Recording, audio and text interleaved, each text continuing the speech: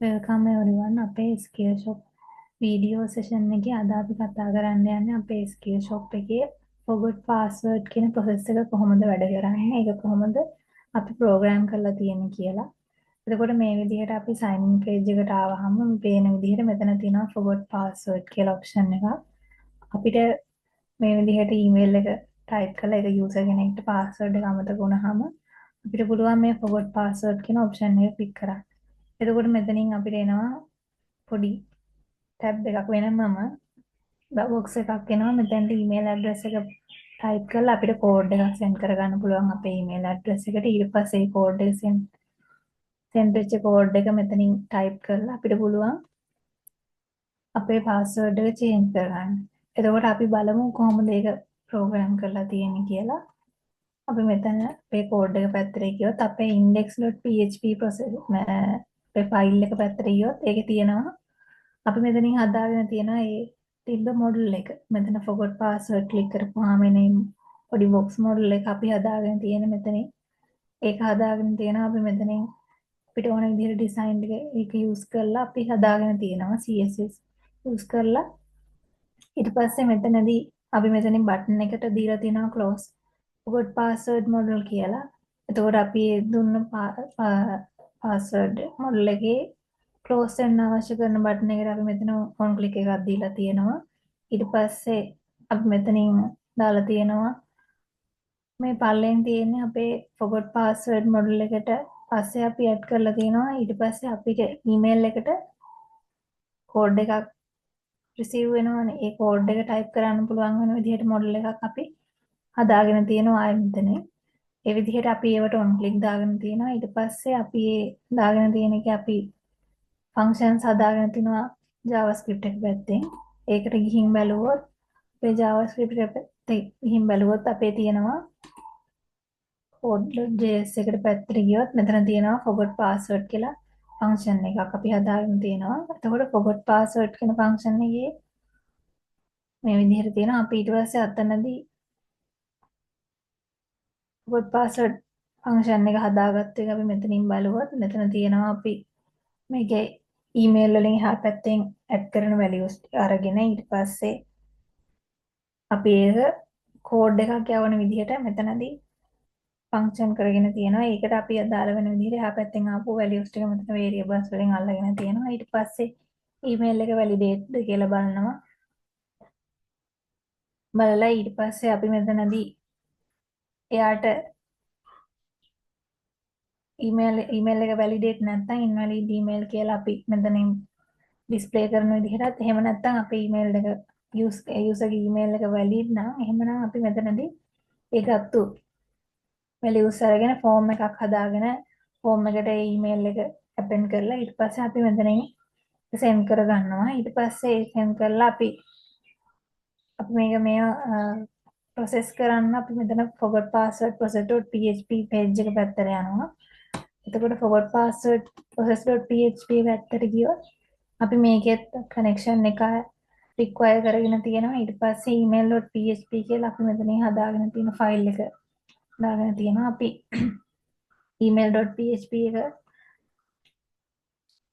අපි ඒකට දාගත්තු ඒ email.php file එක තමයි මේ තියෙන්නේ. එතකොට අපි ඒක මේ විදිහට දාගෙන ඊට පස්සේ forgot process.php එක ඉතුරු ටික බැලුවොත් ඒ තියෙනවා අපි ඊට පස්සේ මෙතනින් අර එහා පැත්තෙන් post method එක හරහා ආවපු email එක අරගෙන අපි මෙතනින් ඒ validate ද කියලා බලලා ඊට පස්සේ අපි user ට අදාළව ඒ කියන්නේ password එක දෙන්න ඒ කියන්නේ යාගේ password එකට reset token කියලා අපි හදාගෙන තියෙනවා table එකක්. එතකොට ඒකේ කලින් තිබ්බ එක අපි delete කරලා ඊට පස්සේ අපි අලුත් එකක් හදාගන්නවා. ඊට පස්සේ අපි ඒකට මේ user ට අදාළව අලුත් එකක් insert කරගන්නවා. ඊට පස්සේ අපි ගියොත් අපේ ස්ක්‍රිප්ට් එක පැත්තේ බැලුවොත් ඊට පස්සේ එහෙන් ඒ කියන්නේ අපේ අර ආපු රෙස්පොන්ස් එකේ පැත්තෙන් process එක පැත්තෙන් ආපු රෙස්පොන්ස් එක සක්සස් නම් අපි මෙතනින් verification code send to your email කියලා message එකක් display කරනවා. එතකොට අපි ඒ type කරපු email එකට අදාළව code එක යවුවා කියන එක තමයි එතනින් කියන්නේ. එතකොට එහෙම සක්සස් වුණාම අපිට ඒක ඒ විදිහට යවන්න පුළුවන්. එහෙම නැත්නම් අපිට error message එකක් පෙන්වන්න පුළුවන්. ඊට පස්සේ අපි verify code function එක පැත්තට ගියොත් එතනදී අපි code එකේ එහා පැත්තේ verify code forgot email වලට අපි ගත්තු values මේ මෙතනින් අපි variables වලින් අල්ලගෙන තියෙනවා. ඊට පස්සේ අපි මෙතනදී regex use කරලා regex වලින් code එකක් හදාගෙන තියෙනවා. ඊට පස්සේ ඒකේ length එක, ඒ කියන්නේ password එකේ length එක අර දැන් අපි දැන් verify code එක හදාගෙන verify code එකක් යවනවනේ email එකට. එතකොට අපි ඒක දෙන්නේ digit 6ක code එකක්. ඒ code එක හරියට මේ විදිහට add කරන්න ඕනේ. ඒතර අපි මෙතනදී ඒක 6ක් වෙන විදිහට මේ regex use කරලා අපි ඒක 6ක් වෙන විදිහට තමයි හදාගෙන තියෙන්නේ. ඊට පස්සේ මෙතනදී ඒක අපිට code එකේ ආපු එක 6ක් නෙවෙයි නම් මෙතනින් error message එකක් වෙනවා enter exactly 6 digit කියලා. එහෙම නැත්නම් ඒ කියන්නේ හරියට එයා digit 6ක ඒ ආපු code එක enter කරා නම් එතකොට අපි මෙතනදී මේ වගේ පොඩි animation එකක් එක්ක animation එකක් පෙන්නලා ඊට පස්සේ අපේ verify කරන එක වැඩේ කරගන්නවා. එතකොට අපි මෙතනදී අපි ආපු code එක ඒ values ටික මෙතනින් form එකකට form data එකක් හදාගෙන ඊට පස්සේ ඒක අපි මේ form එකට append කරලා ඊට පස්සේ process reset password process.php එක පැත්තට යවනවා Ajax හරහා. එතකොට reset password process.php එක පැත්තට ගියොත් එතනත් අපි database connection එක require කරගෙන තියෙනවා. ඊට පස්සේ එහා පැත්තෙන් post method එක කරා ආපු values මෙතනදී අපි variables වලින් අල්ලගෙන තියෙනවා.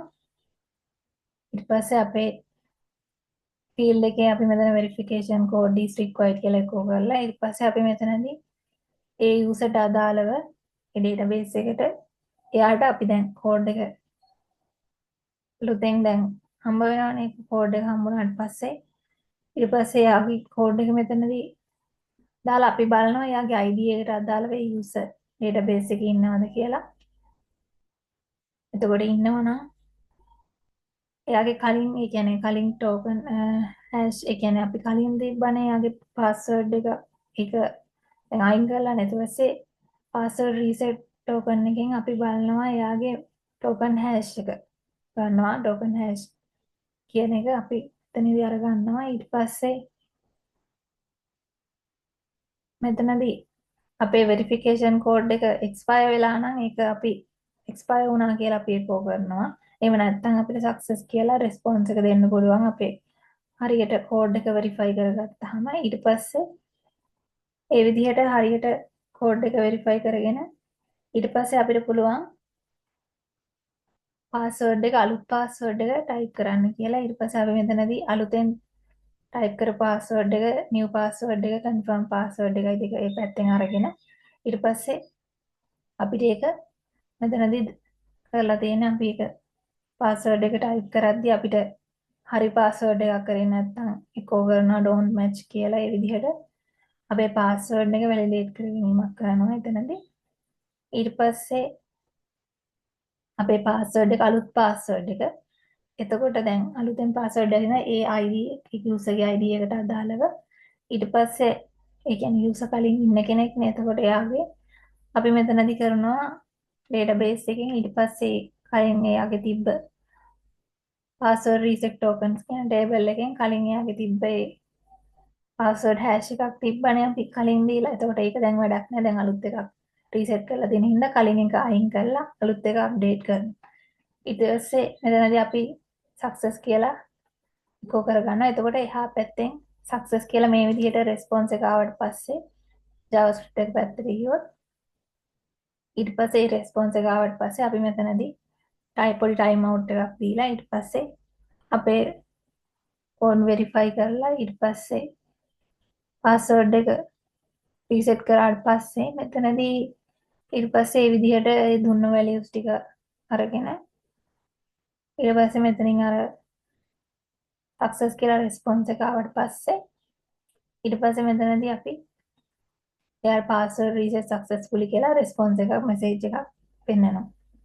ඒ විදිහට තමයි මේකෙදි process එක වෙන්නේ. ඊට පස්සේ අපි ඊට කලින් මේකේ අර password open forgot password module කියලා function හදාගත්තනේ. අර module එකක් අපි හදාගත්තු එක ඒක open කරගන්න close කරගන්න එක මේ function දෙකෙන් කරනවා. ඒ විදිහට තමයි මෙතනදී කරගෙන තියෙන්නේ. අපිට පුළුවන් එක වැඩ කරන විදිහ කරලා බලන්න. එතකොට අපි මෙතන forgot password කියන එක ක්ලික් කරාම අපිට පුළුවන් අපේ email එක මෙතනින් ටයිප් කරලා send code දෙනවා. එතකොට මෙතන අපි දාලා තිබ්බ විදිහට පොඩි ඇනිමේෂන් එකක් ඩිස්ප්ලේ වෙනවා. ඒ වෙලාව අපේ කෝඩ් එක අපේ email එකට send වෙනවා. එතකොට මේ විදිහට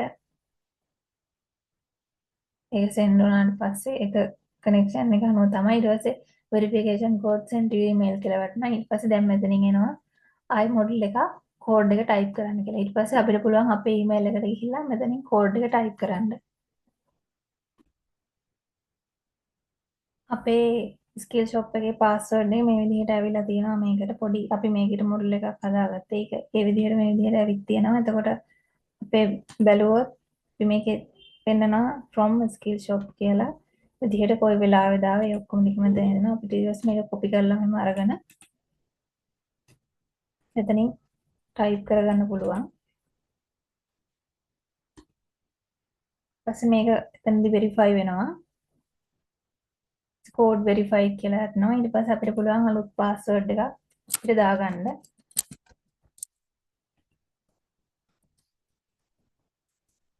ඊපස්සේ මේ විදිහට රීසෙට් පාස්වර්ඩ් දුන්නාම රීසෙට් කරනවා.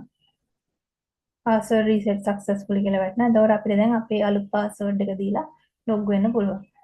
ඔය විදිහට තමයි අපේ රීසෙට් පාස්වර්ඩ් ප්‍රොසෙස් එක සිද්ධ වෙන්නේ. එතකොට අද වීඩියෝ එක බලපු හැමෝටම thank you.